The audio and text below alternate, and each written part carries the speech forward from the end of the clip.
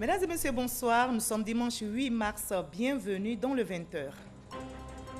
Le monde célèbre aujourd'hui la Journée internationale de la femme. À l'instar des autres pays, la Côte d'Ivoire a marqué l'événement. La Journée internationale de lutte pour les droits des femmes a été célébrée, entre autres, à Didiévi. Le Premier ministre Amadou Gon Coulibaly a fait don de 30 millions de francs CFA aux femmes de la région. Mais qu'en est-il de l'avancée des droits des femmes en Côte d'Ivoire depuis la célébration de cette journée? Quels sont les défis à relever 25 ans après l'adoption de la déclaration et du programme d'action de Beijing adopté en 1995 en Chine? Les lignes ont-elles bougé en matière des droits des femmes, d'égalité de chances? Élément de réponse dans ce 20h. Plus de 140 milliards de francs CFA ont été mobilisés pour l'autonomisation de 500 000 jeunes ivoiriens. La phase 2 du programme Agir pour les jeunes est donc en marche et porte ses fruits. 10 000 jeunes ont reçu un chèque de financement. Information donnée par le ministre Mamadou Touré. Il était l'invité des rédactions du quotidien Fraternité Matin. Le coronavirus continue de sévir dans le monde. L'épidémie a dépassé la barre des 100 000 personnes contaminées. L'Italie est le pays européen le plus touché. Le gouvernement a donc décrété ce 8 mars la mise en quarantaine de 11 régions du nord du pays jusqu'au 3 avril prochain. Soyez les bienvenus sur RTI 1. Le monde célèbre aujourd'hui la Journée internationale de la femme et à l'instar des autres pays, la Côte d'Ivoire a marqué l'événement. La Journée internationale de lutte pour les droits des femmes a été célébrée partout, notamment à Didiévi où le Premier ministre Amadou Gon Coulibaly a fait don de 30 millions de francs CFA aux femmes de cette région et le chèque a été remis par la secrétaire d'État chargée de l'autonomisation des femmes, Miss Belmonte. On en sait plus avec Kader Sogodogo. Didiévi, place de l'indépendance, deux membres du gouvernement dansant avec les femmes. La localité célèbre sa première édition de la Journée internationale des droits des femmes. Nous n'avions qu'un seul objectif, vous mobiliser autour de vos sœurs et vous sensibiliser à leur émancipation à travers la démonstration de tout leur potentiel. L'autonomisation de la femme en milieu rural, facteur de développement local. Un thème choisi par les femmes du département de Didiévi. Elles sont encouragées d'ailleurs par le président de la cérémonie, le Premier ministre Amadou Gon Coulibaly, qui a dépêché sur place la secrétaire d'État chargée de l'autonomisation de la femme, en soutien au maire de Didiévi, Dr Brice Kwasi, secrétaire d'État chargé de l'enseignement technique et de la formation professionnelle. Le Premier ministre offre un chèque de 30 millions de francs CFA aux femmes en soutien à leur autonomisation. Vous allez vous organiser. Vous prenez 1 million dedans, vous prenez pour aller travailler. Quand vous avez fini, vous remboursez. On donne encore à d'autres. Si vous prenez 500 000, vous allez travailler. Après, vous revenez avec l'argent, vous remboursez. On prend, on donne à d'autres personnes, ainsi de suite. Ainsi de suite. Pour que cet argent-là devienne la richesse commune de toutes les femmes du département de Didiévi. Tout ce que la femme a quand elle rentre le soir, c'est pour le mari, c'est pour les enfants. Aidez-nous maman à être indépendante, aidez-nous maman à avoir des parcelles de terre, aidez-nous maman à aller de l'enfant. Le Premier ministre a dit 10 millions c'est beaucoup, mais pour les mamans de Didiévi, j'offre 20 millions en plus, ça vous fait 30 millions. La marraine de la cérémonie, Colette Koné, directeur général de l'Agence ivoirienne de régulation de la mutualité sociale, a plaidé pour l'éducation et la protection de la jeune fille de Didiévi à travers un cursus scolaire sans grossesse. Les femmes de Didiévi ont pris du plaisir à défiler, un moment important de cette journée internationale des droits des femmes. Les populations de la localité de Pricro ont aussi célébré la Journée internationale des droits des femmes. Et au cours de cette célébration, les femmes ont demandé plus d'appui afin d'assurer véritablement leur autonomie, comme nous le rapporte Herman Yamien. Agricultrices, commerçantes, enseignantes, bref, toutes les femmes des différents secteurs d'activité vivant à Pricro ont pris part à cette célébration de la Journée internationale des droits des femmes. Si elles se sont autant mobilisées, c'est pour exprimer non seulement leur satisfaction à l'État pour ses actions en faveur des femmes, mais également pour demander encore plus pour assurer véritablement leur autonomie. Nous en merci parce qu'aujourd'hui au moins on sait qu'on a des droits. La femme peut parler dans dans beaucoup de choses. On est représenté à l'Assemblée nationale, il y a beaucoup de choses. Mais franchement, il y a beaucoup de choses qui restent encore à faire pour nous les femmes. On veut que franchement nous soyons vraiment autonomes. On veut que l'État nous aide encore plus. Le parrain de la cérémonie est bien conscient du rôle de la femme au sein de la cellule familiale.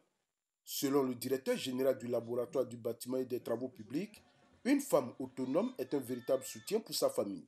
Le thème de cette année cadre avec la vision de notre illustre président qui veut que la femme soit autonome. En rendant la femme autonome, elle pourra mieux aider son mari à subvenir aux besoins de la famille et de façon générale, elle pourra mieux contribuer au développement de sa communauté. Pour aider ces femmes à se prendre en charge, Jean-Claude Kouassi leur a fait don de 5 tricycles et 6 broyeuses mobiles. De quoi soulager les bénéficiaires qui entendent en prendre bien soin. On a aussi célébré la journée internationale de la femme à San Pedro et comme dans les autres localités, les femmes ont demandé plus d'autonomie financière en vue de se prendre en charge et participer au développement de leur région. Le reportage est signé Sam Conan. Célébration de la journée internationale de la femme à San Pedro, les femmes rurales ont marqué cette journée par un grand défilé sur le boulevard de la République en présence des autorités de la ville autour du thème « La promotion de la femme, un atout pour la paix durable en Côte d'Ivoire ». C'est au fin fond de nos villages avec les problèmes de terre. Donc la femme rurale doit être au cœur même de la réconciliation et de la cohésion sociale. Il faut bien entendu rappeler cela aux hommes, leur dire que la femme, c'est elle qui est là pour apaiser, c'est elle qui est là pour rassurer et qu'il est nécessaire, important pour eux de nous écouter. Après le défilé, place aux allocutions. Vaillantes femmes de San Pedro, vous n'ignorez pas que les échéances électorales approchent. Il vous faudra prêcher l'apaisement, le consensus au sein de notre société et toujours user la diplomatie et de sagesse pour apaiser les cœurs de vos époux et de vos enfants qui seront engagés dans la compétition politique. Les présidentes d'associations féminines ont décidé de sillonner toute la région de San Pedro pour parler de paix aux femmes, afin qu'il y ait des élections apaisées en octobre prochain. Les femmes de la Société ivoirienne de télédiffusion IDT ont été aussi honorées à la faveur de cette journée. Elles ont tenu une rencontre pour marquer cet événement. Il s'agit de 2 conférences pour plancher sur les questions de la place et des droits de la femme dans notre pays. Hermance Zérignon, Franck Quadio. Développement économique et social en milieu professionnel, pouvoir et richesse, créativité et positionnement des femmes. Ce sont les 2 thèmes choisis par les femmes de la Société ivoirienne de télédiffusion IDT. Un leitmotiv donc pour meubler leur journée du 8 mars. En ce jour de célébration, elles sont venues dire merci à leur premier responsable pour la confiance accordée.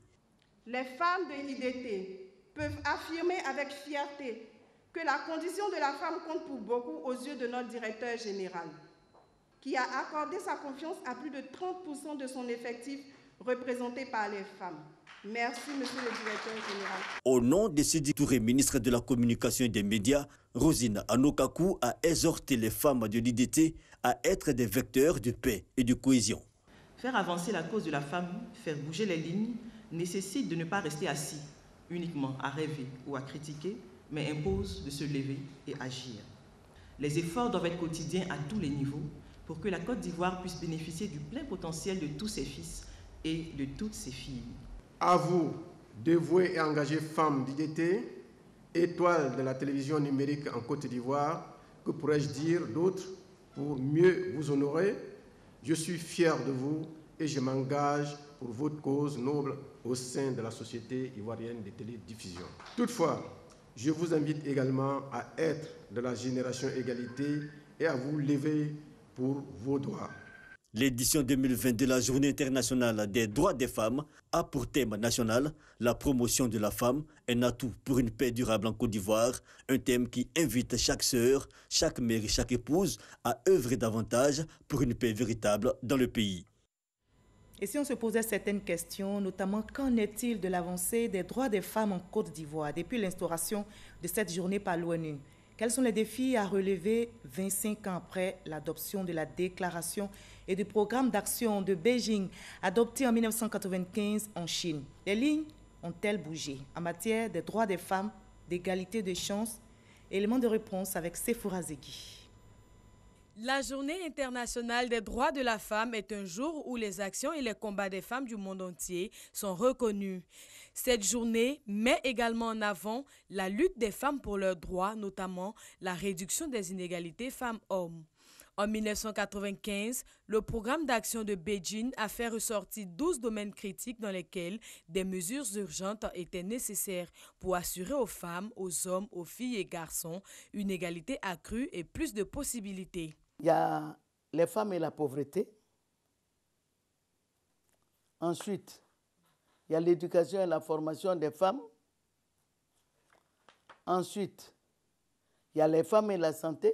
25 ans après l'adoption de la déclaration et du programme d'action de Beijing, quel bilan pour la Côte d'Ivoire? En 25 ans, beaucoup de choses ont été faites en Côte d'Ivoire.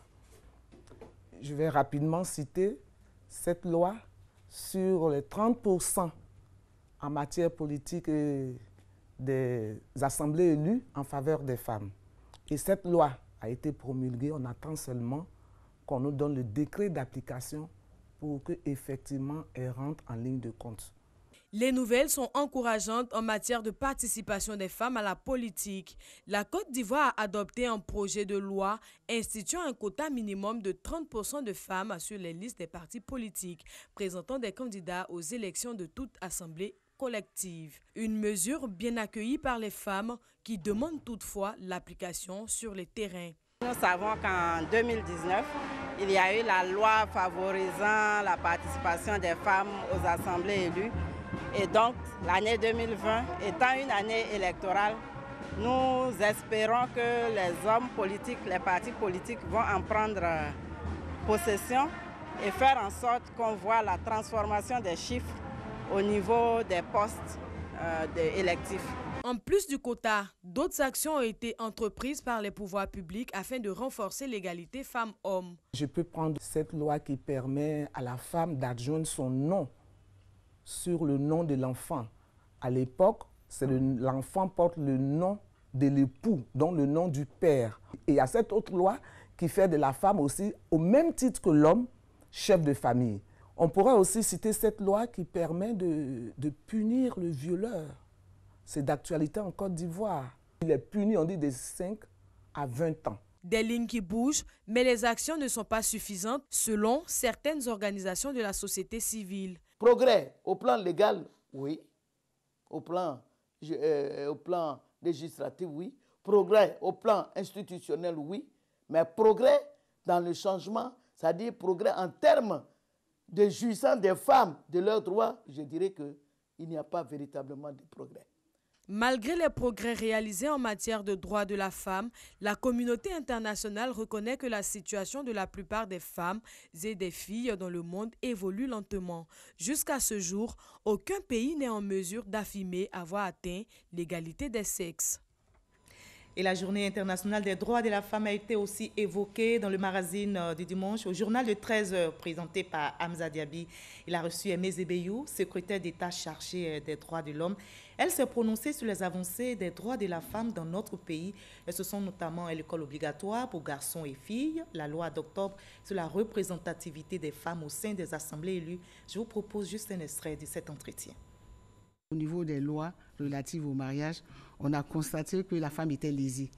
Voilà, la femme était lésée parce que le mari était le chef de famille. Au niveau donc de la gestion des biens, c'était le mari qui avait la gestion des biens. La femme n'avait pas d'autonomie bancaire. La femme ne pouvait pas exercer une profession séparée de son mari. Il fallait donc une autorisation de son mari. Et puis les salaires, tout ça, c'était... Le domicile conjugal aussi. Tout ça, c'est le choix du mari. Oui. Et en 1983, le changement qu'il y a eu, ça a permis l'autonomisation bancaire, d'abord, l'exercice d'une profession séparée, et ensuite l'administration des biens réservés. Donc ce sont des avancées qu'il y a eu. Il y a un régime de communauté aussi qu'il faut noter, communauté des biens avant la loi de 83. Ensuite, il y a eu la séparation des biens. Et aujourd'hui, il faut noter qu'avec la cession du président Alassane Ouattara au pouvoir depuis 2011, nous avons eu des avancées notables aussi dans certains domaines. Je donne l'exemple de la loi de 2013 qui a institué la cogestion. La femme aujourd'hui, il faut son consentement, il faut d'un commun accord choisi par exemple le domicile conjugal. Avant la loi sur la cogestion, l'imposition fiscale de la femme était plus élevée que l'imposition fiscale de l'homme. On ne tenait pas compte de son statut de mariée et même de son statut du fait qu'elle avait des enfants. Aujourd'hui, avec la cogestion, on tient compte de son statut de mariée et de son statut du fait qu'elle ait des enfants pour avoir une imposition égalitaire entre l'homme et la femme. Elles exercent dans le domaine des médias. 300 femmes journalistes s'engagent ainsi contre le changement climatique. Membres donc du réseau des femmes journalistes d'Afrique, elles sont actuellement en réunion au Maroc pour discuter des rôles des médias concernant la question du changement climatique. Et elles invitent les médias à s'investir davantage dans la lutte contre le réchauffement de la planète. Delphine Ngla, Clément Boko, envoyés spéciaux au Maroc. Casablanca, Maroc. Journée dédiée aux droits des femmes. Les femmes journalistes des médias marquent une halte pour réfléchir sur le changement climatique. La Sierra Leone, le Sud-Soudan, le Tchad, l'Éthiopie, la Centrafrique touchée. L'urgence s'invite et s'impose aux experts et aux femmes des médias. Alors, débat, ateliers, partage d'expériences. Cette thématique développée pour aboutir à des résolutions. Je pense qu'on ne peut pas laisser l'agriculture subir les changements climatiques sans rien faire.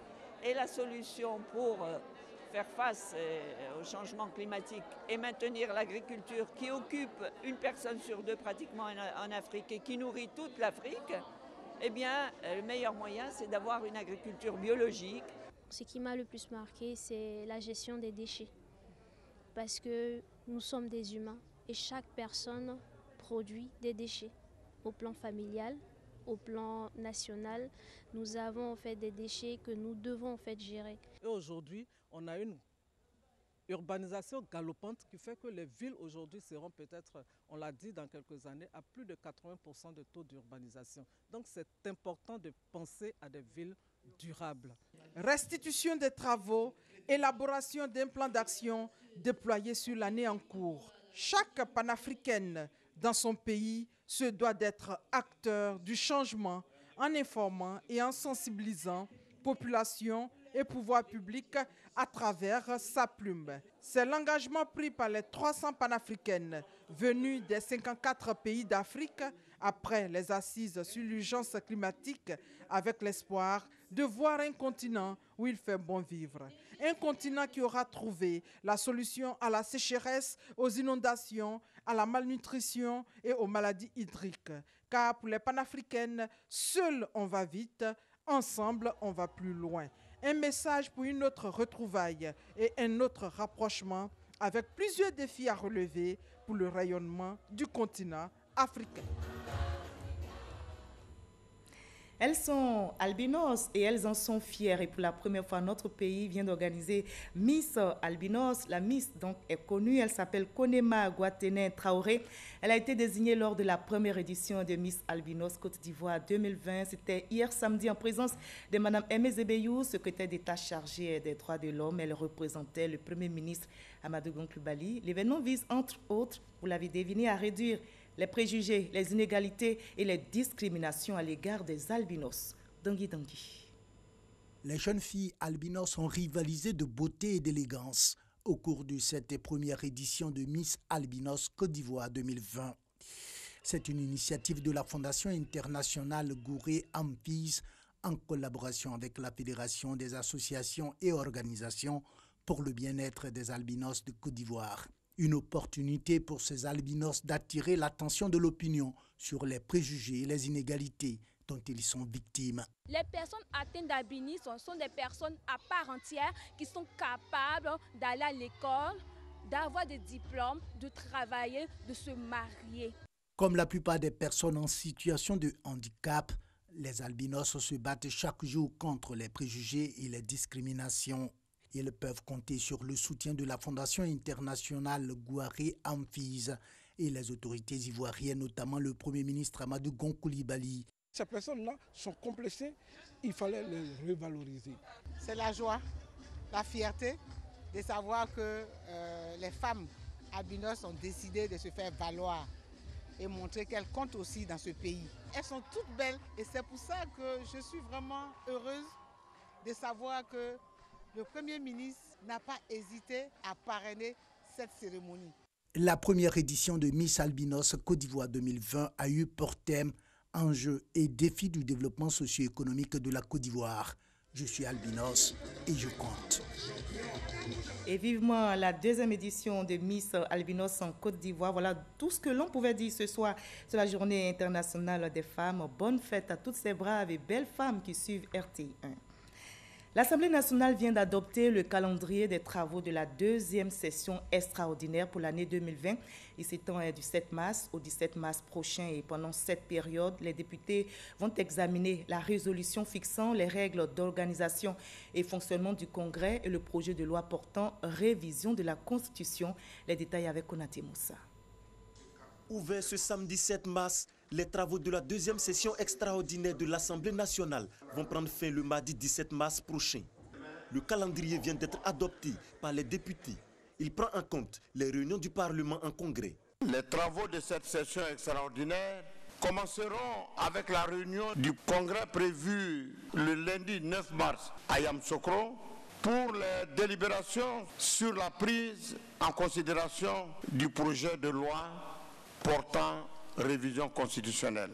Ces travaux seront précédés de l'adoption d'une résolution fixant les règles d'organisation et de fonctionnement du Congrès. Le calendrier des travaux de la deuxième session extraordinaire est aussi marqué par l'examen du projet de loi portant révision constitutionnelle. Il est prévu que la Commission des affaires générales et institutionnelles examine le projet de loi le jeudi 12 mars à 11h, ici à l'hémicycle. Et la séance plénière d'adoption du projet de loi se tiendra le lundi 16 mars à 10h. L'adoption définitive du projet de loi portant révision constitutionnelle se fera lors de la réunion du Congrès à Yamoussoukro le 17 mars 2020. Et nous faisons justement escale à Yamoussoukro où s'est ouverte la deuxième session extraordinaire de l'année 2020 du Sénat. Les sénateurs auront à examiner des projets de loi portant révision de la Constitution et modification du Code électoral. Kader Sogodogo signe ce reportage. Le 5 mars 2020, le président de la République, Alassane Ouattara, était à Yamoussoukro devant le Parlement. Dans son adresse, il a annoncé son intention de modifier la Constitution. Le Conseil des ministres, tenu le lendemain 6 mars, a donné forme à la vision du chef de l'État. Suite logique, la deuxième session extraordinaire de l'année 2020 du Sénat. Chaque sénateur est invité à faire preuve d'une assiduité irréprochable lors des travaux qui se tiendront les jours à venir, en vue de doter notre pays d'une loi fondamentale qui assure à tous les citoyens la stabilité, la paix et la justice auxquelles ils aspirent tant. Monsieur le Président du Sénat demande à cet effet à tous les sénateurs qui bénéficient d'une autorisation d'absence de bien vouloir y ce soir pour prendre une part active aux différentes séances de cette session extraordinaire. 73 sénateurs sur 99 ont répondu présents à l'ouverture de cette deuxième session extraordinaire. Elle se refermera le 24 mars prochain. Plus de 140 milliards de francs CFA ont été mobilisés pour l'autonomisation de 500 000 jeunes Ivoiriens. La phase 2 du programme Agir pour les jeunes est donc en marche et porte ses fruits. 10 000 jeunes ont reçu un chèque de financement pour leur projet. Autant d'informations données par le ministre Mamadou Touré. Il était l'invité des rédactions du quotidien Fraternité Matin. Ouattara Amadou Walter pour le reportage. Les missions du Conseil national de la jeunesse et de la Fédération nationale des unions des jeunes communales de Côte d'Ivoire, la réforme de l'agence emploi jeunes relativement à l'opération Agir pour les jeunes, voici entre autres les grands points abordés par le ministre de la Promotion de la jeunesse et de l'emploi des jeunes, Mamadou Touré, invité des rédactions de Fraternité Matin. Le Conseil national des jeunes, c'est une fêtière des associations des jeunes. Nous avons un conseil totalement inclusif aujourd'hui. Et ce projet a été mené par eux-mêmes. Il y a un apport important du gouvernement. C'est près de 70 millions de francs CFA de subventions qui a apporté donc au CNJ. J'ai décidé de porter ces subventions à 100 millions de francs CFA. Mais en plus des 100 millions, j'ai accordé à chacune des fêtières 10 millions de francs CFA de subventions annuelles. Donc la Fédération des jeunesses communales de Côte d'Ivoire, les scouts, la FEMAGESI, l'année dernière, en 2019, ils ont tous eu pour la première fois leurs 10 millions de subventions. Mais la subvention 2020 sera conditionnée par la présentation d'un rapport d'activité et de l'utilisation efficiente et efficace qui aura été faite, donc des ressources qui ont été mises à leur disposition. Dans le cadre du programme Agir pour les jeunes, phase 2, 10 000 bénéficiaires ont reçu leur chèque pour le financement de différentes activités. Nous avons mobilisé 145 milliards pour chercher à donner une opportunité à 1,5 million de jeunes, pour leur permettre donc de faire des activités ou d'accroître leur activité. Et tous ces jeunes qui sont porteurs d'initiatives et surtout dans les domaines où on a les métiers d'avenir, leur demander de s'approcher de l'agence emploi jeunes, de présenter leurs projets. C'est leurs ressources, ce sont des ressources publiques pour les aider. Ils n'ont qu'à faire les démarches. PSGouv, bilan et perspective de l'autonomisation des jeunes, c'est le thème qui a permis au ministre Mamadou Touré, face aux journalistes du quotidien gouvernemental La Fraternité Matin, de faire un résumé à mi-parcours des actions du gouvernement en faveur de l'emploi des jeunes. Dans l'actualité, notez également que le jeûne chrétien se poursuit et dans leur marche vers la Pâque, les fidèles ont effectué un pèlerinage au grand séminaire 5 heures de la mairie d'Aniamant ce dimanche. À leur côté, il y avait 5 membres du gouvernement, Paulin Claude Danho, Anne-Désirée Ouloto, Raymond Goudou Kofi, Félix Anoblé et Isaac D. Ils y étaient pour prier pour des élections apaisées dans notre pays. Ouattara Madou Walter. Pèlerinage au grand séminaire 5 heures de Marie dans la commune d'Aniama ce dimanche. Les pèlerins ont débuté leur parcours par une messe dite par le recteur du séminaire, le révérend père Basile Djoro. Ensuite, ils ont visité ce lieu saint de formation des prêtres catholiques de Jésus-Christ, un lieu vieux de 60 années d'existence. Aux côtés des pèlerins, en marche vers Pâques, les ministres Anne-Désirée Ouloto, Raymond Goudou Kofi, Paulin Claude Danho et Félix Miezan Anoblé, des ministres du gouvernement en union de prière avec la quinzaine de ministres catholiques qui n'ont pu faire le déplacement.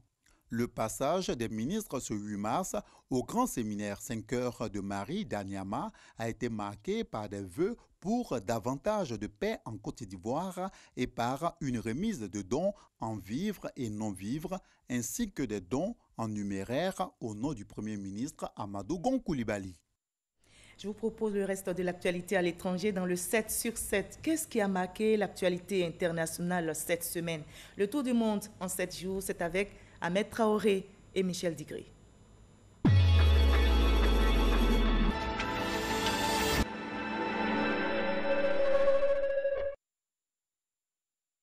Ce lundi 2 mars, les talibans ont mis un terme à la trêve partielle instaurée le 22 février et ont repris leur offensive contre les forces afghanes.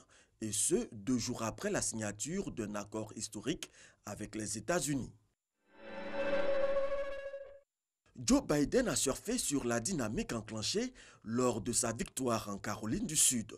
Donné pour mort politiquement il y a encore quelques jours, l'ex-vice-président s'est imposé dans tous les États où l'électorat noir est important. Joe Biden remporte ainsi 9 États et a désormais l'avantage. Il est l'une des personnalités les plus populaires du Irak, le mouvement de protestation anti-régime en Algérie. Le procureur d'un tribunal d'Alger a requis ce mercredi 4 mars une peine de 4 ans de prison ferme contre l'opposant Karim Tabou. Ce jeudi 5 mai, la Chambre d'appel de la Cour pénale internationale a autorisé l'ouverture d'une enquête sur des crimes de guerre et crimes contre l'humanité commis dans le cadre du conflit afghan depuis la période du 1er mai 2003. Cette enquête prend également en compte des exactions présumées qui auraient été commises par des soldats de l'armée américaine. Un attentat suicide a eu lieu vendredi 6 mars à l'ambassade américaine à Tunis. L'opération a entraîné la mort des 2 assaillants, blessé 5 policiers et légèrement blessé un civil. Les 2 assaillants étaient sur le même scooter et ils se sont fait exploser en fonçant dans une fourgonnette de police à l'arrêt. Les gardes-côtes turcs ont annoncé ce samedi la fermeture de la frontière maritime.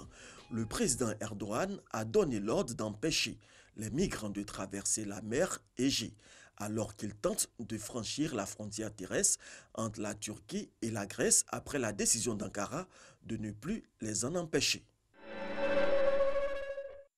Le gouvernement italien a décrété ce dimanche 8 mars la mise en quarantaine de plusieurs régions du nord du pays, et ce jusqu'au 3 avril. Ces mesures exceptionnelles concernent des villes comme Milan, Venise ou Plaisance. Avec 233 morts et près de 6000 contaminations, c'est la panique dans le pays.